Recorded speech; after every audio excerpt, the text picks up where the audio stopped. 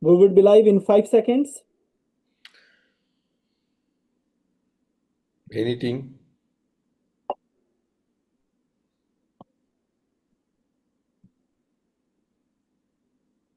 We are live now. So let's officially start it. Good afternoon, everyone. My name is Sajid. I'm chair of the ICC ELSA committee and your host onto the ELSA TV show. And we are privileged to have three distinguished guests onto this episode, and Dr. Sujith as well with me as a co-host in this ELSA 9th episode of the ELSA sustainability projects. Let me introduce my co-host first, and then we'll go through the detailed introduction of our guest. With me is the co-host, Dr. Wijerathne. He is adjunct professor of surgery in National University of Singapore, in National University Hospital. We worked together in NUHS before. And Dr. Sujith, over to you, please. Yeah, thanks, Sajid. We had a long discussion on this with Prof. Lomanto and the ELSA team. We wanted to bring in the sustainability.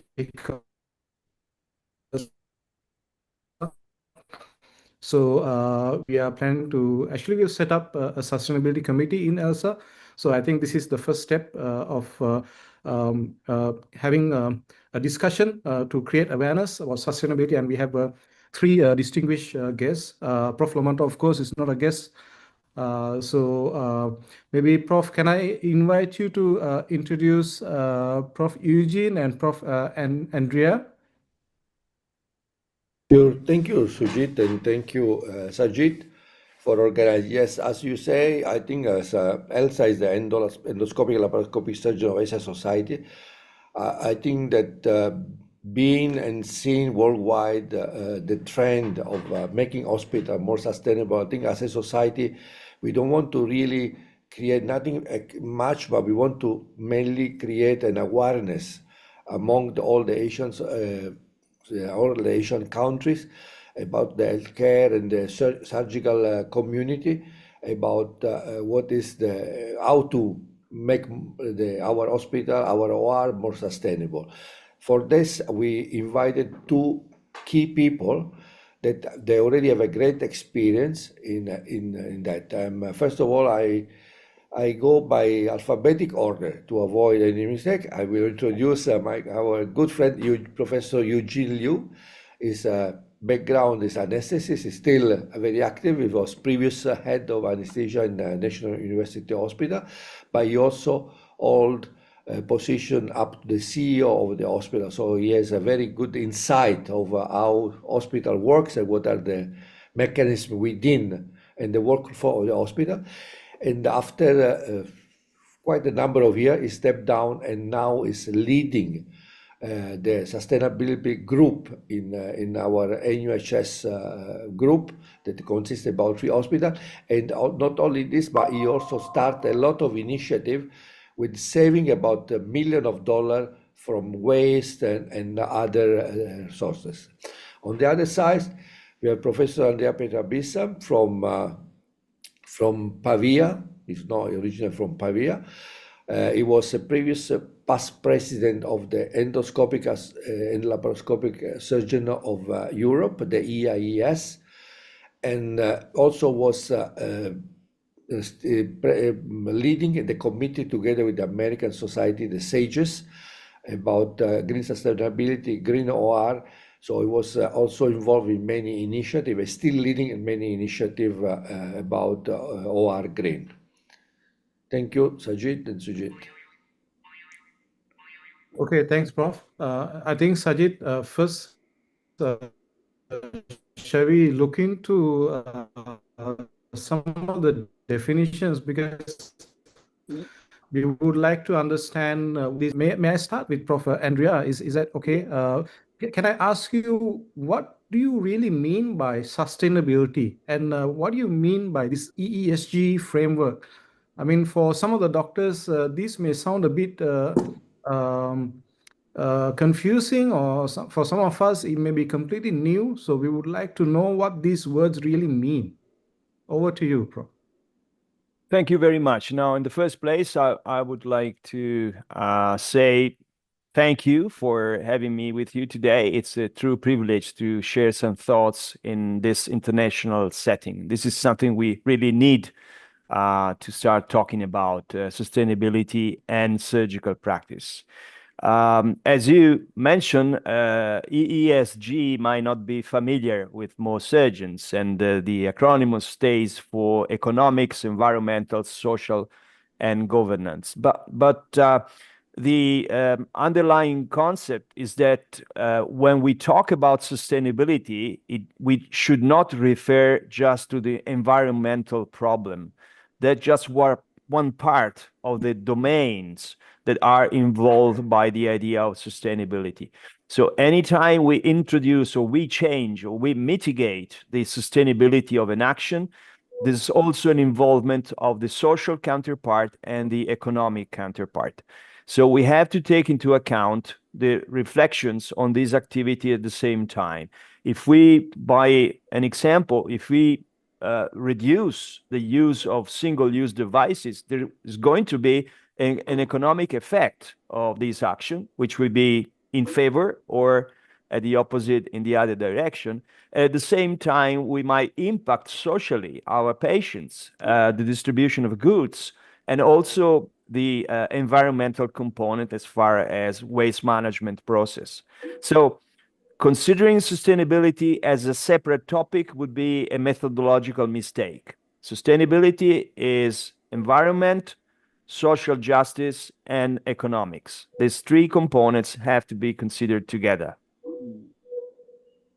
I think Sujith is a little bit connection is interrupted. So may I ask Prof, get me an opportunity to ask about the involvement of the medical profession, basically how the EESG framework and how it specifically applies to the medical institutions when we talk especially about the surgical department.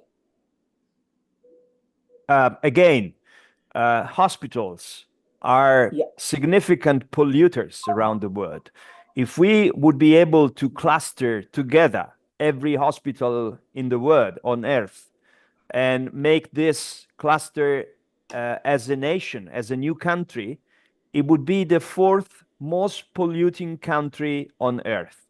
So this is a paradox. The health sector is meant to prevent and treat diseases, but at the same time, it generates a significant carbon footprint. And we should be aware of this paradox. And within a hospital, the OR is by and large the most polluting environment inside the hospital. We have sort of a license to kill when it comes to carbon footprint. So even though our practice is meant to treat diseases, at the same time, we produce the conditions for diseases to grow through filling landfills and incinerating our OR waste, but also the use of anesthetics, the use of energy, and many other things that are connected with our practice in the OR. So I'm going to say this now, but I will continue to underline this concept throughout my talk. What I believe is the key factor in trying to mitigate the current situation is acknowledging the problem and triggering a cultural transformation. That is what we need. If we are aware of the problem, then we can start working together to fix it. But at the moment, a large portion of practicing surgeons and anesthetists do ignore the issue of sustainability. It is getting more popular. You know, there is more room in meetings and congresses, all these roundtables about sustainability. It's something new and it's growing, but we need a cultural transformation. That's the starting point. And hopefully today's event will contribute to the creation of this awareness.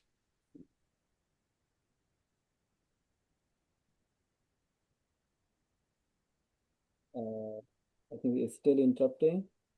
Okay. Another question, Prof. Lomanto, I'm going just to let me have this opportunity to ask from you. When we're talking about the different professions, especially for the surgeons and the other professions, do you think that the carbon footprints and the we are the biggest contributor in terms of environment to give more carbon dioxide to the environment as compared to our counterpart, different professionals, like not the surgeons, but other professions like the physicians, the medical professions, my colleague respectively from the anesthesia department or from the other specialties? That's a very quite interesting question. I was hoping that you don't ask me how healthcare is compared to the other industry. So if we remain within the healthcare, I think it's much more easier. And probably I believe that both of us, surgeon and anesthetists, are probably the major contributor in this. Probably lab,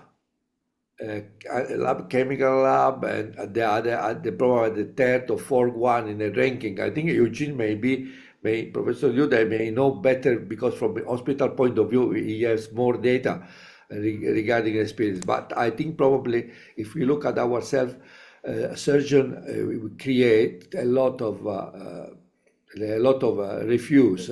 So I think probably starting from ourselves is just a big step within any hospital, within any healthcare system. And because we produce a lot of waste from our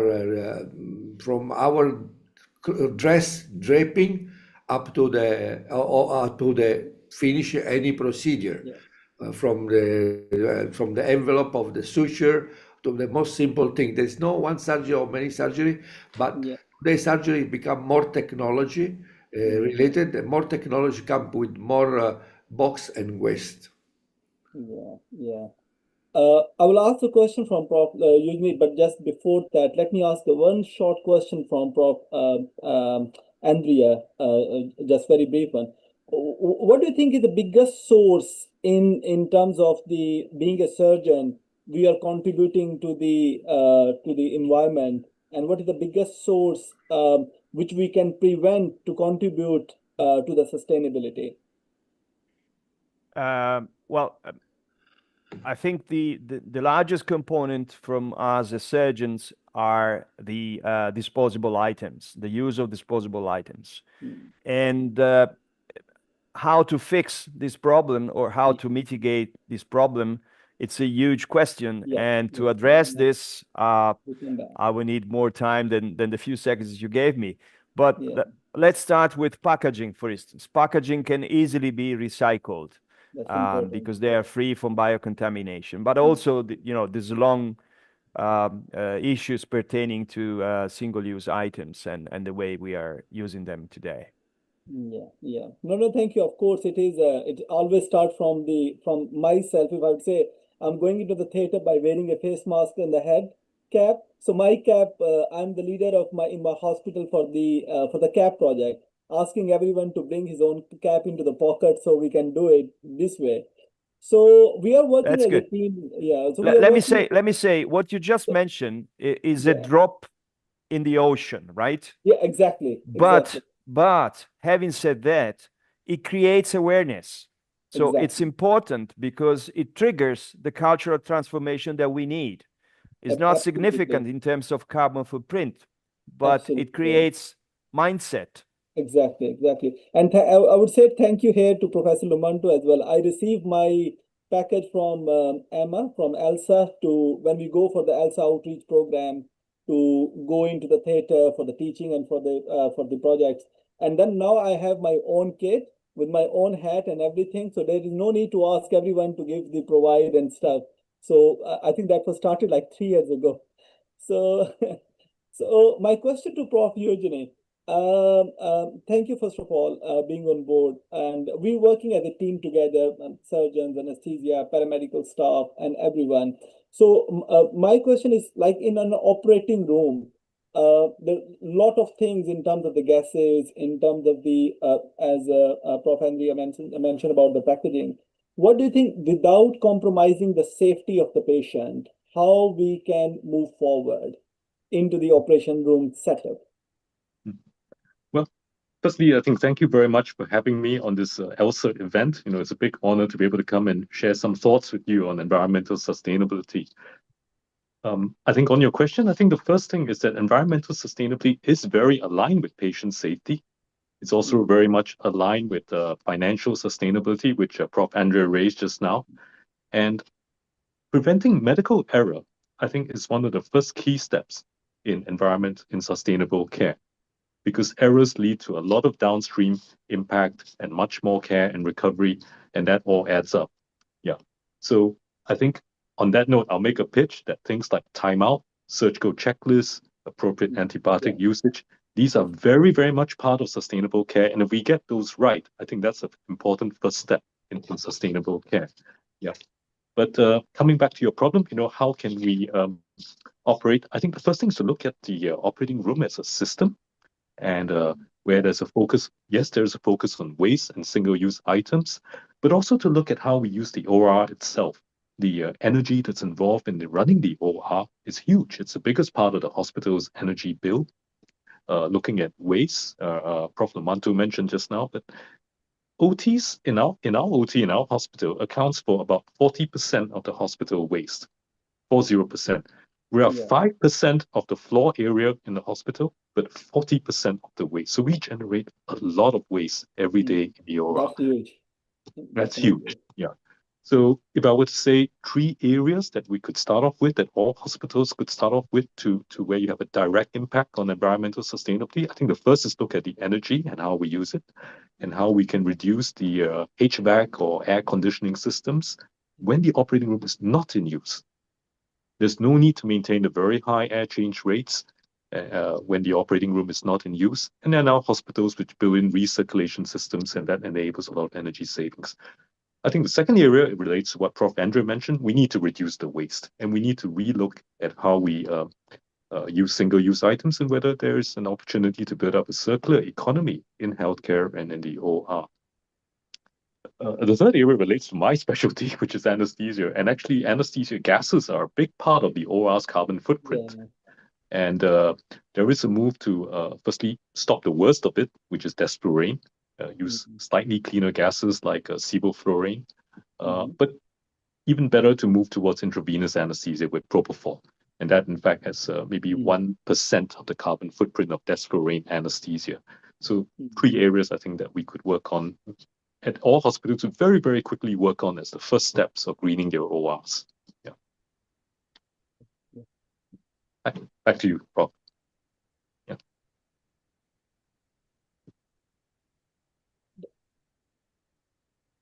Yes. Are you expecting for me to say something? No, Doctor. Sorry. Yeah. Dr. Sujith to ask the next segment. Yeah. So I think we have a few areas that we would like to extend the discussion. So, and the background is maybe a little bit different in Americas, the Europe, and maybe in Asia. So maybe can I ask Prof. Andrea to describe what are the challenges that you have faced in your journey in trying to achieve a sustainability in the OR?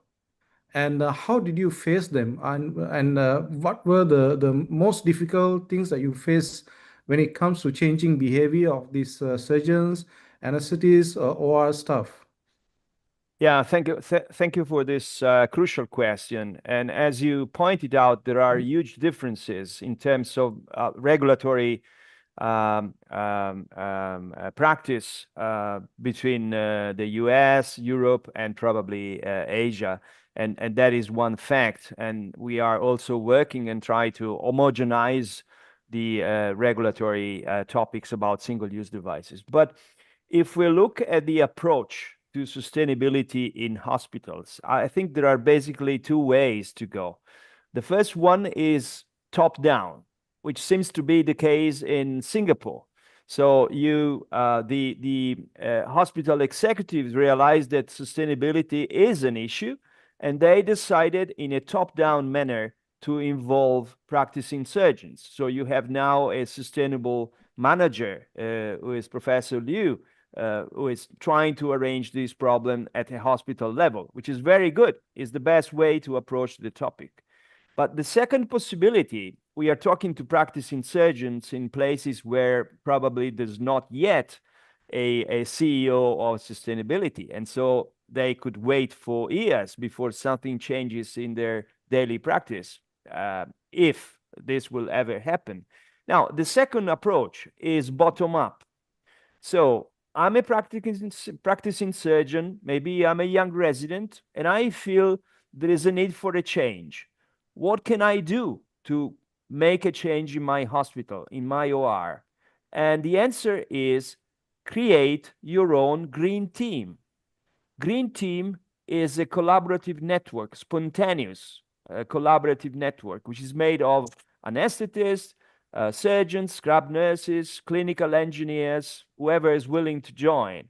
And the green team meets on a regular basis, let's say once a month or every second month, and they discuss on what can be done to make the surgical practice more sustainable in your OR, and decided to do something about switching off lights during the night, or switching off computers, or, you know, sustainable mobility of healthcare workers, or trying to collect separately the packaging of single-use devices and trying to recycle those. So the bottom-up approach is good.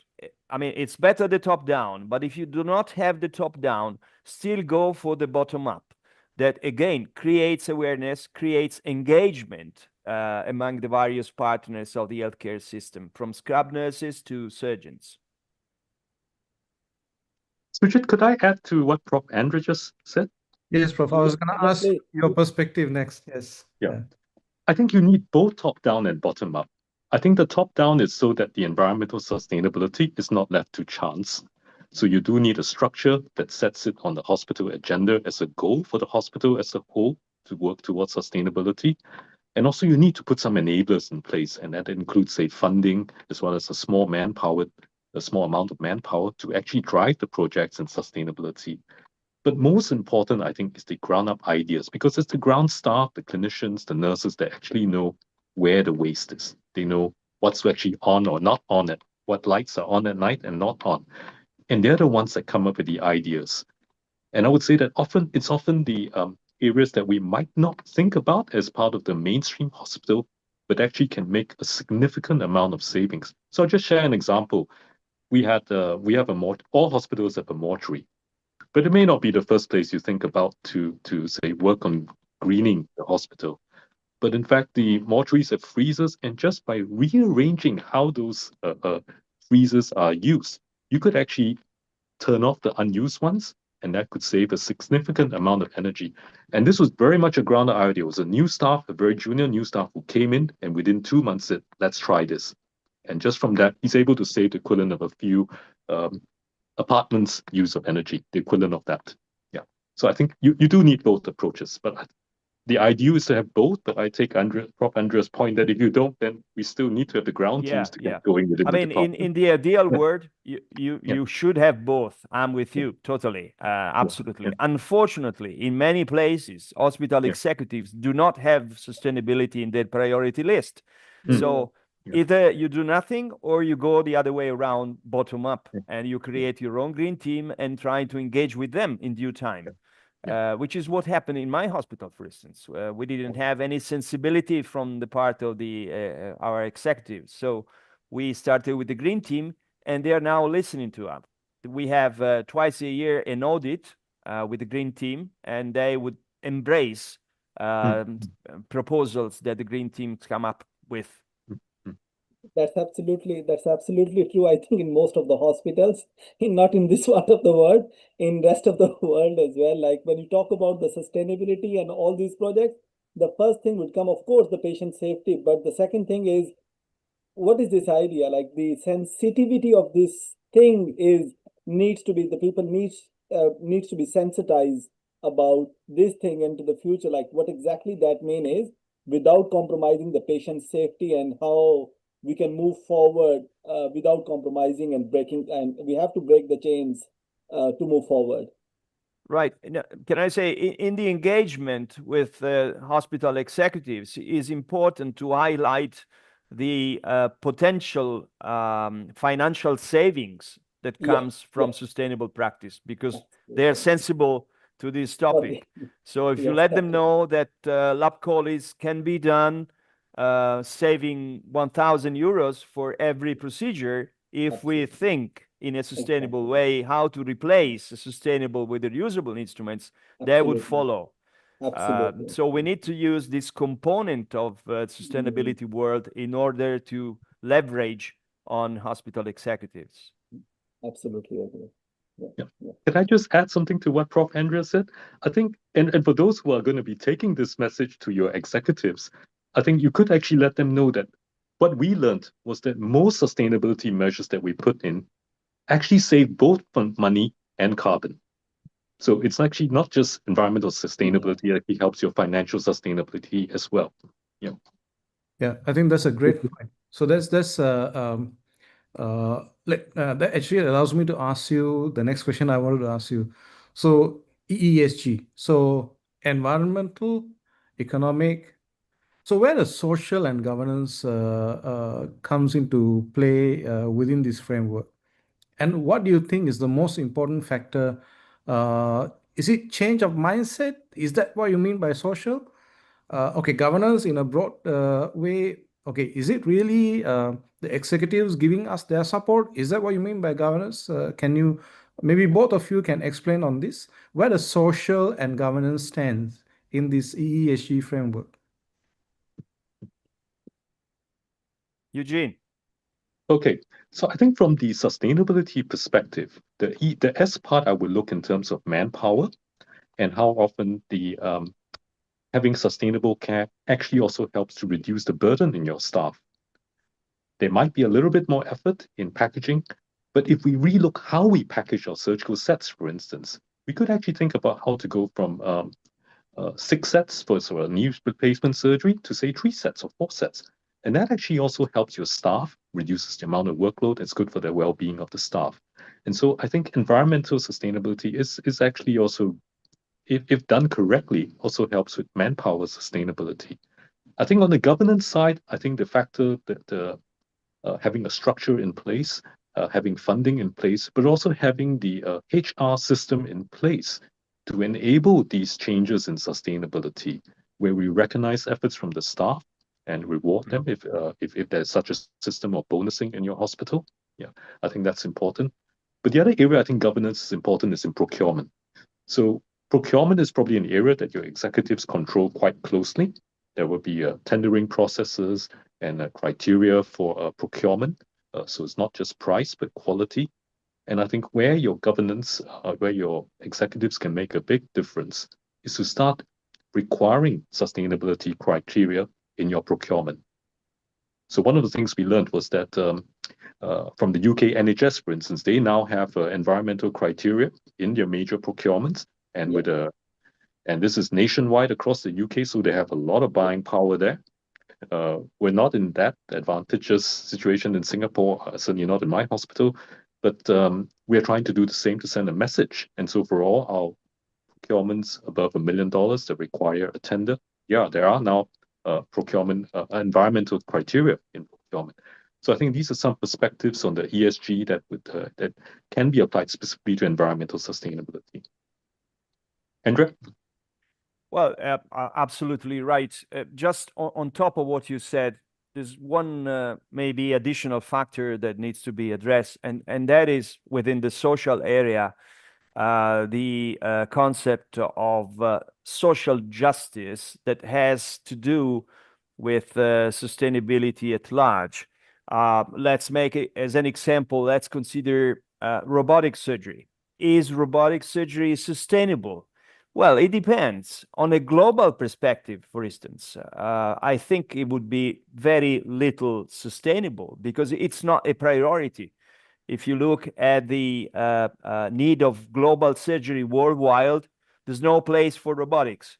So I'm not saying we should get rid of robotic surgery, But in considering sustainability on a global scale, one has to stick to the appropriateness of use and try to stay away from the not appropriate use of robotic surgery in this example that today seems to be a bit of a trend.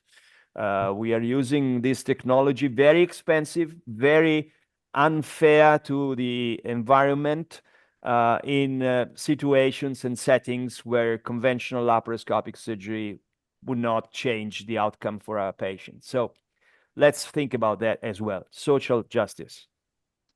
Yeah, Prof. Andrea, just taking your point on social justice a little bit further. Ultimately, all of us are stewards. We have to work with limited resources. There's never going to be enough time, enough manpower, enough funding to care for everybody. And our task is to direct the care to the patients who would most need it and benefit the most from the care that we provide. And so that sense of stewardship is very much a part of the sustainability and part of that social justice that you mentioned. So we want to do as much good but for as many people as possible and benefit those who would need the care the most. Yeah. But back to you. Yeah. That's Thanks. true, because this comes with all the technology that today are coming in the market. And of course, if we talk academic center, there is always a need to explore and see. At the end of the day, maybe sustainability and social must be one of the criteria of evaluation of the technology too, because they require resources that are taken out from need patient for no-need patient, or so no-need procedure. So that's also a very important question when we evaluate also technology today. Yeah, I think it's a very fruitful discussion. Can I, Sajid, may I ask one question about this social justice from Prof. Andrea? Okay, so we know airline companies when they do ticketing, okay, they can provide you the option of paying for carbon footprint, neutralize a carbon footprint. Do you see something like that coming into healthcare? I mean, they are doing this as part of their like corporate social responsibility. So do we have something similar in healthcare? I mean, have you experienced something like that coming into play? Especially the big companies, they would try to justify using all this, plastic and non-recyclable material, and they would put out in front of you, okay, you can pay for your carbon footprint. And how do we know what happens? And have you experienced this anything in healthcare? Right.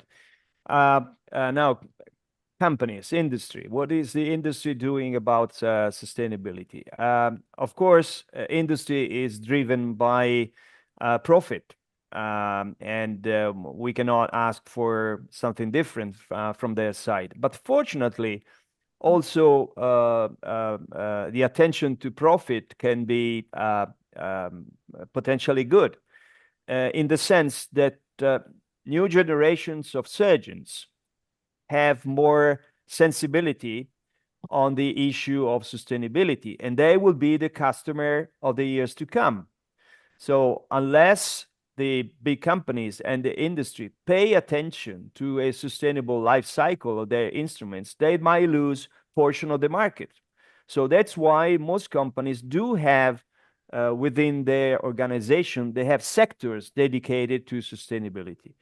Now, so far, this meant for them sustainable pathway of materials, sustainable delivery of materials using, green vehicles and so on, sustainable distribution, but not much taking care to the whole life cycle of single-use devices, which is the key factor. Now, within the EAES and SAGES task force on safe surgical practice, which was established now 3 years ago, and it's working very nicely.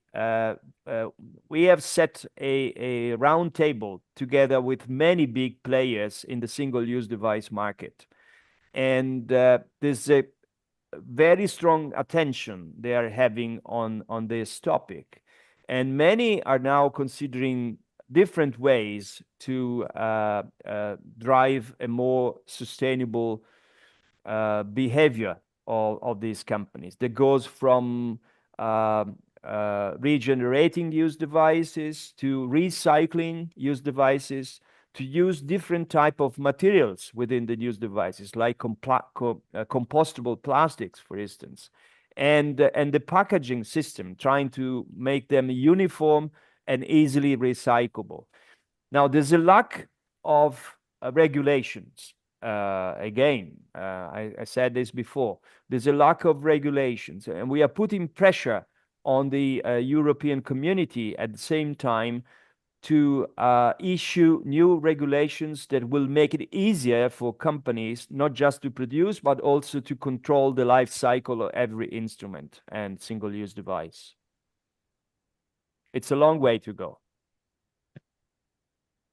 I think Prof, Sujith, yeah. Sujith, just to, I think to add to that, I think we do have to be very careful with offsets, and there is a risk of being a victim of greenwashing. So we have to be very careful, and Prof. Andrea said it best, that companies are there to look after companies. They have to. That's their first interest.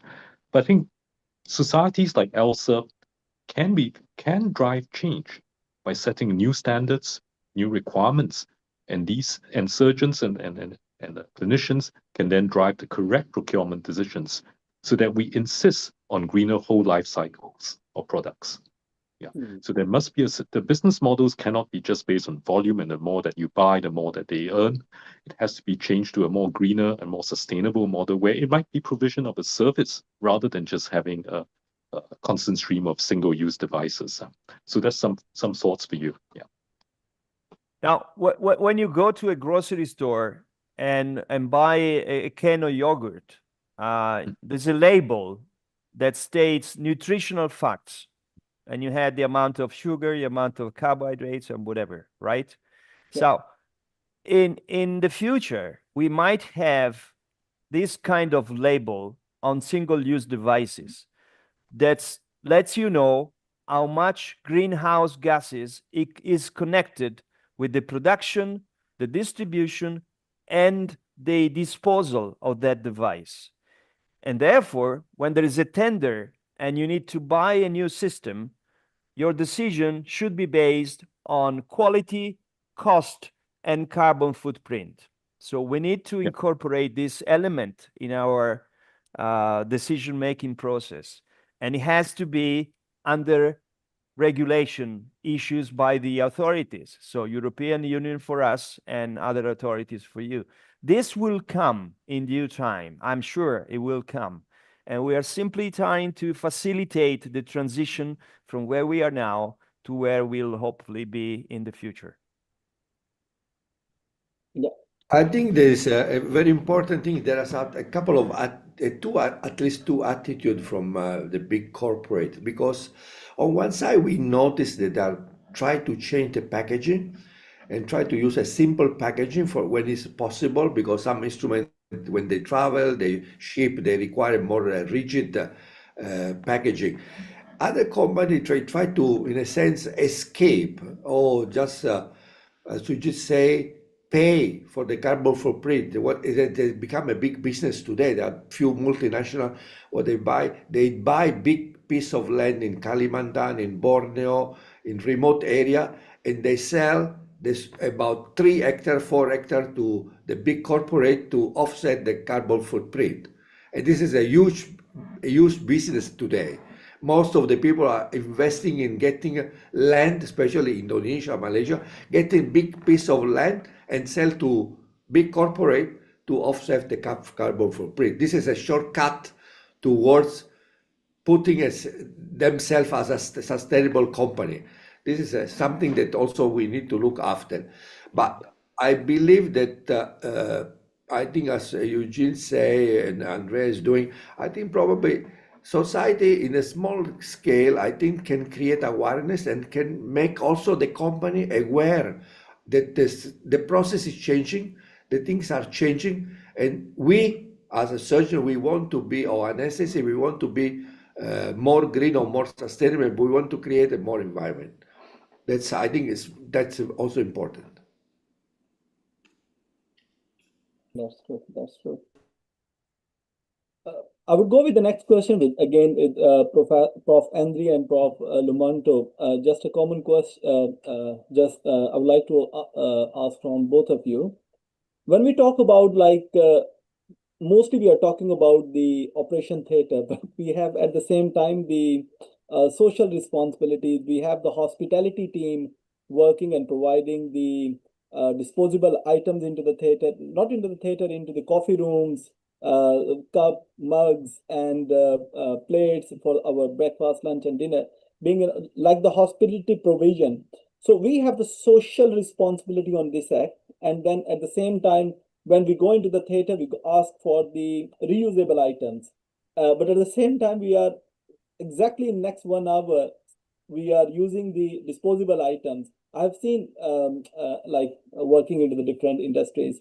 And so what do you think that the two things are intersecting, and where we are being our responsibility being a medical professional and the social responsibility to control and suggest for the future? It's a tricky question. I'm an old guy, and I was born in a world that did not know disposable items at all. So do I. No, I mean you are young, but still, I was born in there's no concept of the. but as Prof said, back in Pakistan, everything is like a reusable. So I mean, when I was a junior surgeon, 1984, in my hospital, everything was reusable, including stitches and threads for suture. We had, steel needles, reusable steel needles, and threads to be mounted on each needle. And masks and gowns were made of linen, and everything, including urinary catheter and chest tubes. They were reusable, made of rubber. And there was a nun at the end of the day who will collect all these used devices and clean them and sterilize them in the autoclave for the next day. So that was the world I grew up in. And then all of a sudden, in the late 80s or early 90s, thanks to minimal invasive surgery, everything changed. And in a matter of 10 years, everything was disposable, from gowns and caps and masks to gloves, everything. And we didn't pay attention at all to the environmental issue. We were just pleased by this dramatic change because we'll make our life a bit easier. It's so easy to throw away things and goods after use instead of having to take care of recycling those products. So, and today we finally realize that it's not good, and we need to rethink our practice and our profession. Now, I'm not Greta Thunberg, okay? I don't want the world to change tomorrow. This is not possible. This is not right. What I would like to stress is that the magic word today is mitigate. Mitigate. We do not need to change. We need to mitigate. So rethink our processes, everything, including our private life, as you said, and our public life and our jobs. But think twice before you do something and consider the sustainable aspect of it. Can I drive my bicycle to the hospital instead of taking the car? Yes, I can. So whenever it's possible, I take my bike. Can I avoid coming to Singapore and use Zoom platform? Oh, yes, we save a lot of greenhouse gases by having this conversation on a fantastic platform like today. So I think I went through a cultural transformation, and I'm trying to mitigate the impact of my profession in my daily life, both as a individual and as a surgeon.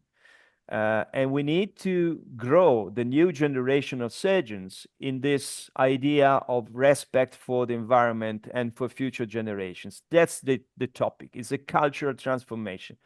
But don't be too rude, because otherwise you ended up being labeled as the surgical Greta Thunberg, which is not good for what we are trying to do today. We are not fanatics, okay? I still using a lot of disposable items and robotic surgery, but I know I'm creating problems to the environment. So I try to mitigate step by step, very slowly. Absolutely. Yeah, for sure, it's not something that we can change by today, but because unfortunately we need to keep safety, we need to provide care, we need to keep the standard of care. So I think that all are factors that need to be taken into account. Yeah, absolutely. Absolutely. Just a quick question, Prof. Eugene. What do you think, what strategies ensures the healthcare workforce is included and empowered in the sustainability initiatives? What shall we do? What strategies should be taken? Yeah. I think we do need to plan for it and not leave it to chance. I think that's the first thing. And I think having a structure of how to have the new staff joining or being taught what the hospital is doing in environmental sustainability. But as important also is having the heads of departments serving as role models. So we not only have a role as a steward, but we also have a role, have a duty to be a role model to show sustainability, that we think about sustainability in our care. Yeah.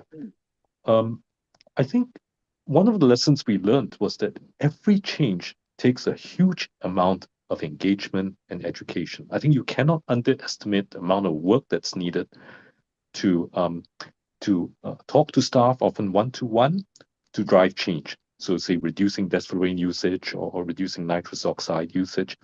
We do need a little bit of patience there. And I really take Prof. Andrea's point about not being the surgical Greta Thunberg, because we do not want to give sustainability a bad name in the hospital. Okay? We have to moderate it. There are clinical realities that we work within, but our role is to be prepared to rethink how we do things and where possible to mitigate. But there'll be certain things that we cannot, and then we have to be reasonable about it. Yeah. But I think communication has to be planned, and I think it should be tiered for junior staff as well as for heads of department and also for the C-suite level. Yeah. Okay. Dr. Back to you, Sajid. Yeah. Yeah, Dr. Sujith. Yeah, so does that mean governance is the most important thing in making the change? I think governance is crucial. I think the first thing is for the board and the senior management to support this, and importantly, make it a requirement as part of the management of the hospital and also the management of priorities of the hospital. So, for instance, having an environmental target for the hospital, I think it's one of the key steps in governance. But governance also involves putting in place enablers. So education was one that Sajid raised just now. But the other big important enabler actually is data. And so getting the right data to the right people who can make those decisions, who can be the role models, is as important. So finding the right heads who are prepared to drive change, who understand the need for it, and then to drive it, you do need to support them with the right data as well. The carbon in the processes, in the care plans, and also in the products that they use. Yeah. But governance is important. Right. And with governance actually comes resourcing. So that means we do need some funding and we do need some manpower to drive this. So it does need some protected time for the people working on this. I know everyone's busy, but it cannot be left to chance. I think that's the role of governance. And you do need some funding, but I think to convince your CFOs in your hospitals, most sustainability measures that we've implemented in NUH actually save money for the hospital. They save both carbon and money. Back to you, Sujith. Yeah. Thanks, Prof. So ELSA actually, in a way, we are concentrating more on minimally invasive techniques and procedures. And it's the main society in Asia that is for endoscopic surgery or minimally invasive surgery procedures. So in both of your opinion, what would you think the very first step for places? ELSA governs basically from Mongolia down to Turkey and then down to Southeast Asia, Japan. So countries like Japan, yes, of course, they would have thought about it, and I'm sure they have sustainability committees and all that. But I'm not very sure places in, I don't know, some part of Indonesia who have never even thought of this. So what would you suggest these places, where do they start, you think? And how do you think ELSA can influence this, especially with digital platforms like this? Perhaps I can make a suggestion. I think ELSA would have a key role for advocacy in this. I think surgeons generally listen to other surgeons, and doctors listen to other doctors. And so I think getting it on the society agendas, and I think working with the perhaps the Indonesian Medical Association or the Surgical Association in those countries would be a key step that ELSA could do, and to try to get the sustainability on their agenda. So say for their annual conferences, for their continuous medical education events.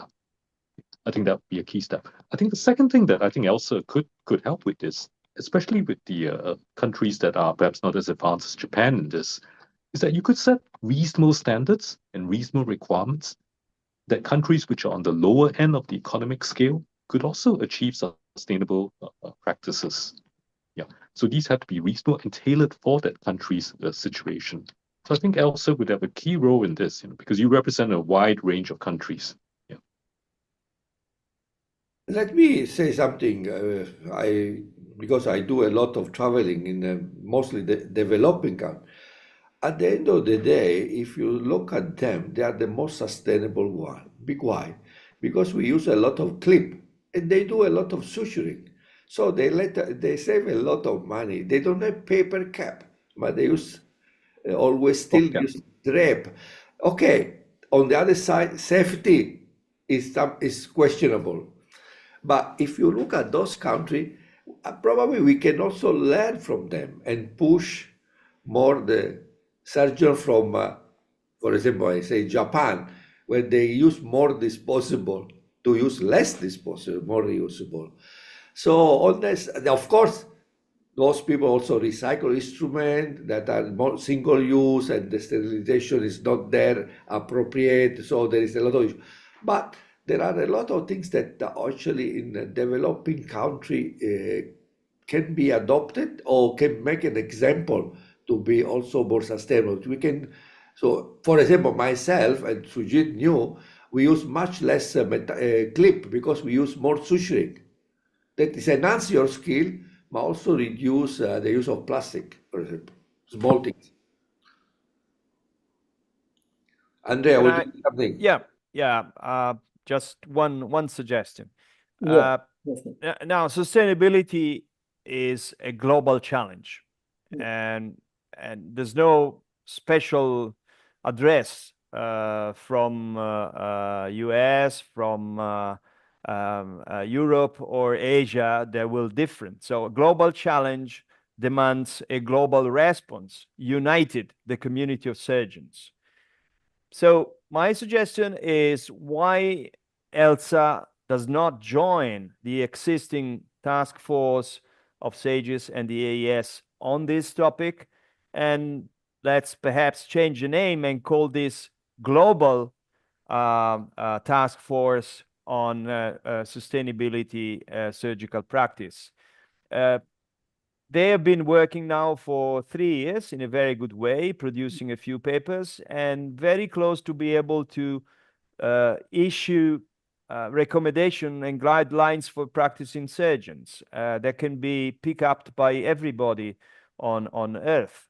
Because again, it's the same problem. It's like, fighting COVID-19 it doesn't make sense to have an Italian committee against COVID-19. Vaccination was produced and made available worldwide.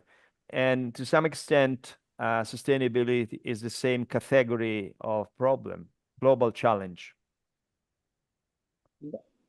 No, thank you so much, Prof. I think now we are approaching to the end of the session as well for the due to the time constriction. I would like to thank you all, but before that, I would like to take the final suggestions from all three of you, from our speakers, from distinguished guests. A take-home message: you have given a very good suggestions in terms of the collaborations between these main continents like in Asia, Europe, and the USA to collaborate and move forward to give a better platform to the younger surgeons, to the younger physicians to follow the footprints of the seniors. I would start with the Prof. Lomanto. Like, what would be your a message to the audience who are listening live at this moment on this TV show to start thinking, as we said, about the not fully saying like finalizing or moving towards it, but how we can mitigate. What suggestion would you give to the audience to incorporate the practice into their practice? As I say, as Andrea said, we don't want to be like Greta. I think I follow Confucius, small step to have a big leap. So in a sense, we need to start ourselves with a small step and be an example for other people that will follow. I think this is a very important. We cannot think to do a big huge project, because we are going to fail because the resources are enormous and there are a lot of bias and factor that may influence it. But I think starting small, I think is probably in line with what Eugene and Andrea say. Start a small project in your own environment, whatever it is, big or small hospital, private hospital, and I think probably is the only way to succeed and to contribute with a small drop in the ocean. I agree. Yes, Prof. Eugene, would like to have your closing remarks onto this subject. Yeah, please. Yeah, I think we all need to recognize that we have a duty of care for patients, but also for our planet. And that looking after our planet is a way of looking after the patients of the future. I think the other message I would leave is that green care is good care. It's not inferior care. It is good care. And that we must be prepared to rethink how we do things, and that it cannot be business as usual. Thank you. Thank you so much. No, thank you for inviting me to be on this show today. Yeah. Thank you so much. And Prof. Andrea, from you as well, your suggestions and the closing remarks before we go off, please. Well, as a closing remark, I need to apologize with Greta Thunberg because what I said does not reflect my thinking on a beautiful young lady who did more for the earth than I would be able in my whole life to do. So honestly, I think we gave a wrong picture about her. So very sorry, Greta. I love you. There is a question before going off from one of the audience. What have most countries practicing sustainability do in regards to SUD? Any example for that in sustainability projects? What have most countries practicing sustainability in regards to sustainability project, I believe? Any example? But I think the Netherlands and New Zealand are two countries that would score top in terms of sustainable surgical practice for various reasons. But in Europe, the Netherlands, the Dutch surgeons are moving ahead much faster than we do. Thank you so much. Yeah, thank you. Would like to say a vote of thanks by Professor David Lomanto to both of speaker, and then we can conclude.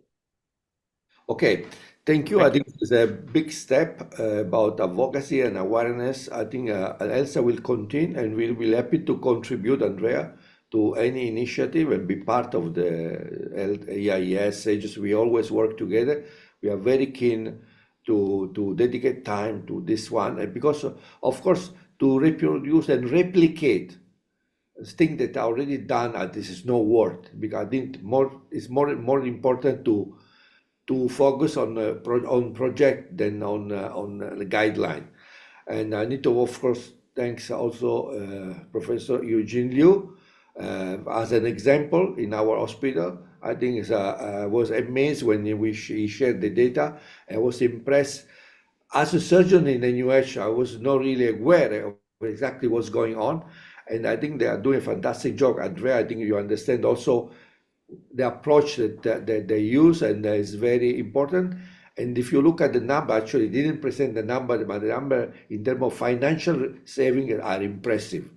But I talk about millions of dollars. Of course, our CFO, I think, is very, very happy, and we will keep him as a chief of sustainability for the next 20 years. Thank you very much. Thank you, Sajid. Thank you, Sujith, for organizing such event. Thanks a lot. Thank you so much. Thank you all. We'll see you again in the next episode. Thank Thank you. Have a good day Thank ahead. you. Thank you.